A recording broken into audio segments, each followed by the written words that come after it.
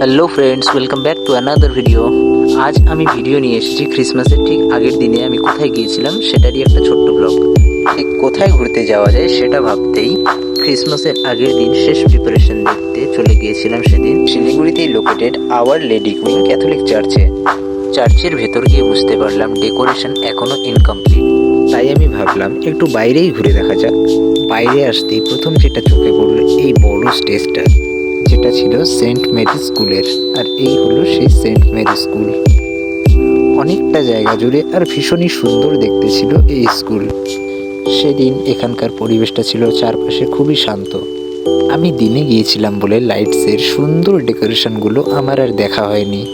তবে হ্যাঁ, আরও কিছু জিনিস আমি দেখেছিলাম, সেগুলো দেখতে হলে তোমাদের নেক্সট ভিডিওটা অবশ্যই দেখতে হবে। So don't miss the next video. So guys, এই ছিল আজকের video. If you like this video, please do comment, share and subscribe. See you in next video.